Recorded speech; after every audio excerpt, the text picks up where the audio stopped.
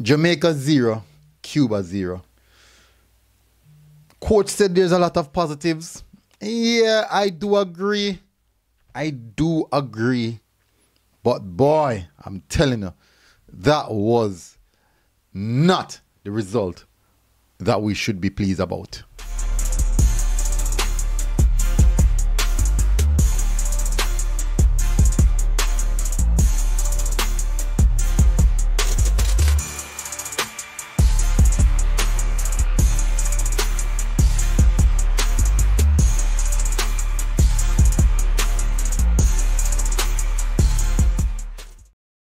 Welcome back, people, to MG Sports TV.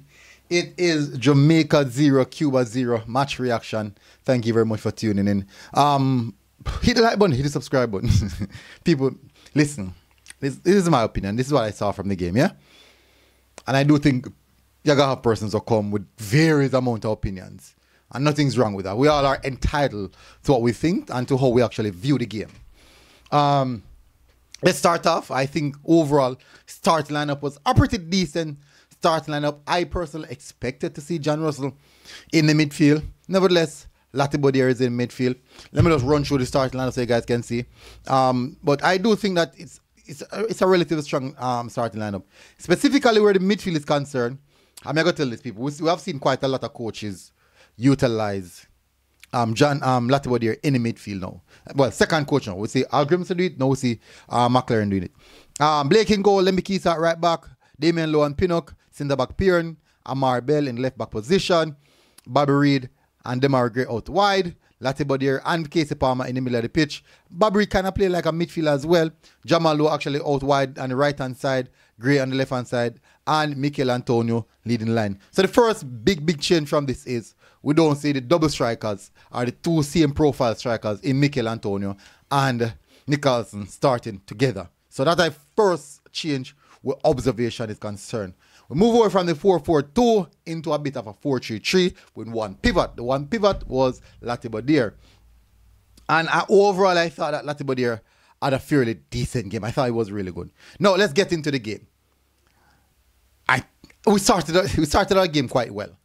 It was pretty much balanced. We were passing the ball around quite nicely. Some decent little pattern of plays. I have to say, look a combination. In the aspect of how we are trying to build up play. We had a lot of possession. I do believe though the possession stats what we see, it was 72%. It was more so sterile possession. What do I mean by that? Passes between the centre back, passing between the full backs. Let me tell you how you go. Let me Kisa to Damien Lowe, to Ethan Pinnock, to Amar Bell. Amar Bell again, back to Ethan Pinnock, back to Damien Lowe, back to Lemmy Kisa. Then Latibodiere drop back in the midfield, go to Latibodiere go back to Pinnock or Damien Lowe. So it was mostly, the position was mostly in and around a defensive third. Nothing's wrong with that. At least I recycle the ball. The problem is when we're building up the play, it was very slow. You don't use the term lethargic. That you go somewhere, it look like you go somewhere fast, but you actually move very slow. you move to somewhere slowly, in a slow urgency. Something like that. But it was too slow. It was too slow. If we want to break down teams, especially teams in low block, it was too slow. Now, one of the aspects why we have so much possession is Cuba never necessarily came to win the game. Cuba did not came to win the game. Cuba got exactly what they came for. Cuba got exactly what they came for. Cuba could be looking at this team and say, you know what? The chance of us winning this is actually very slim. But we can definitely nick a point here. And if we can nick a point here, in this group, in the toughest team in the group, we already start on a good foot. So then get actually exactly what they want. For me, even though some aspects of the performance was good, some aspects, the result in itself, the result is a horrible result. Horrible. Now, what makes it so bad? Now, if you look at the squad, Cuba has quite a few U21 players in U21 players in the team, and 1 and 2 experienced players. About 3 or 4 experienced players. The rest of the players are mostly between the age of 21, 22. That Cuba team is a young team. And there's no probably about 2 high-profile players in the team. Just about 2. And we most definitely, 100%, make them look extremely good. Let me tell you, O'Neal Hernandez, sorry, my apologies, 31 years old, plays for Norwich City. I think there's someone else who play for one decent club. Let me just see if I can find that. But other than that, people tell us, he look away. If I'm being honest, he look away. No, I'm not find. I just Hernandez alone.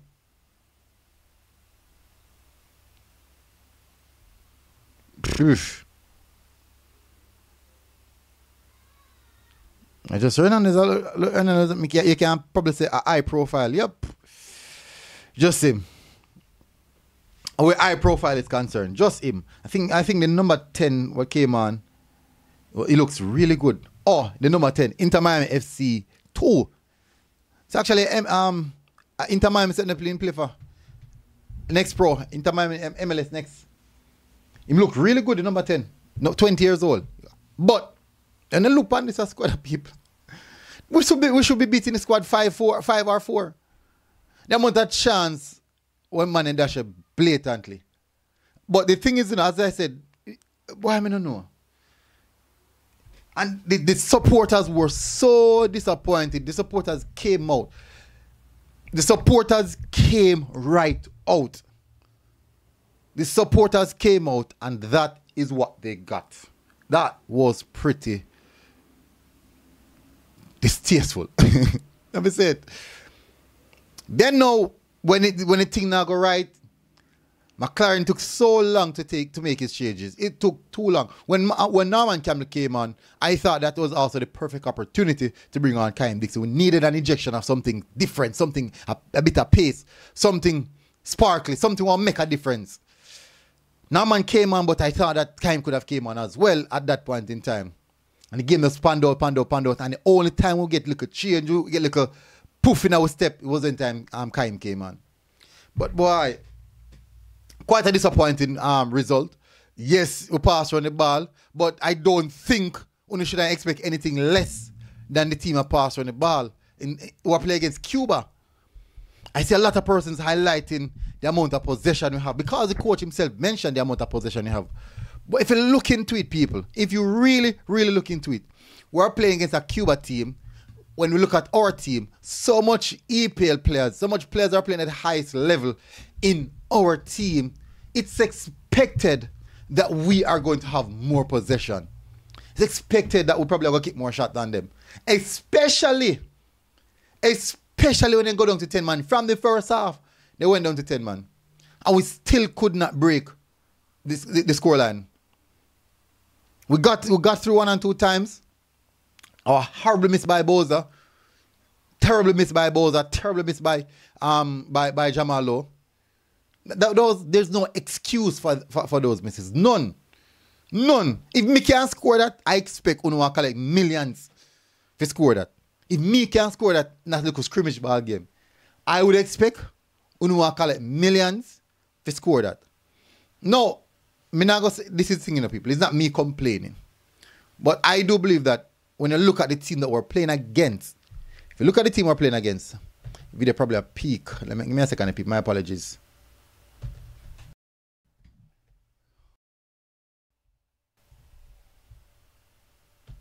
If you look at the team that we're playing against, people, just look at the team we're playing against. I know Mexico or USA we're playing against, you know.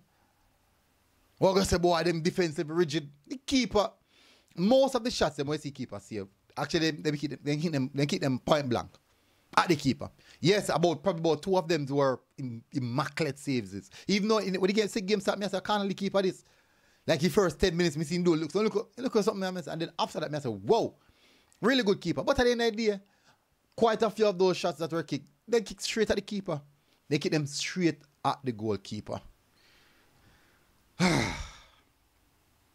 This is a horrible result, people. And we can't make, because we pass on the ball and we have possession of the ball, make me overlook the result itself. I can't overlook result. People, this is a result, yeah. And remember now, we're going to play against Honduras. And if we can't beat 10 man, even though every game has its own context, but if we cannot beat 10 man Cuba, we're going up against Honduras, where they would want possession of the ball as well. They move the ball around nicely. They have players, quality players that are known. They will cause us some problems. If we look at Cuba and say Cuba not threatening we. If you look in context still, game done 0-0. We threaten them, but what? It's not about threat. It's about who can put the ball in the back of the net. And that is the most important thing. Who can put that ball in the back of the net? No, possession is good. It's all good.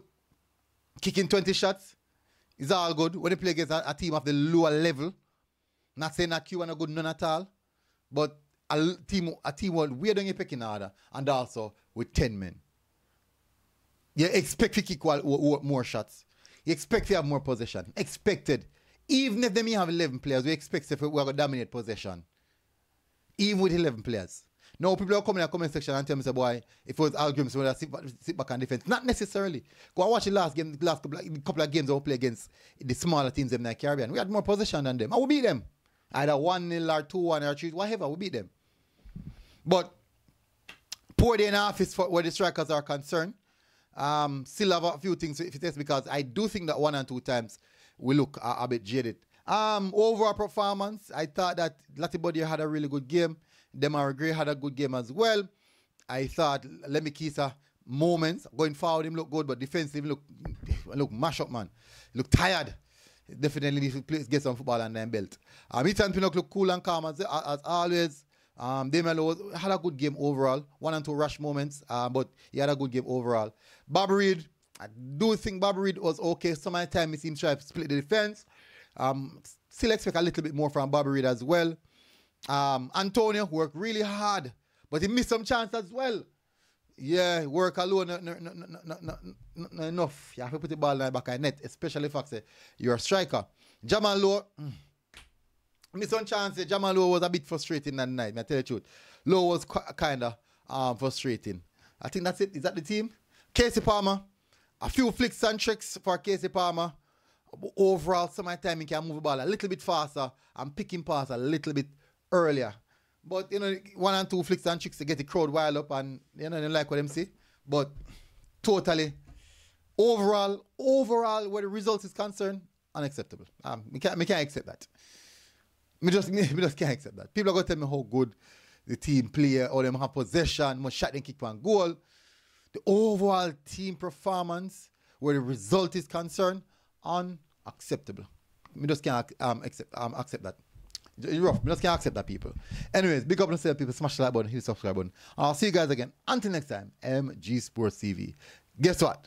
The jury's not out as yet. I think the Honduras game is going to be one where we can say, all right, just so we can really come to a conclusion. So big up on yourself, people. Smash the like button, hit the subscribe button. MG Sports TV. Like, share, and subscribe. In the comment section, you'll see a link. You can buy us a coffee or become a patron. Big up on yourself, people. MG Sports TV. Out. God bless. Boom. Nah, I mean.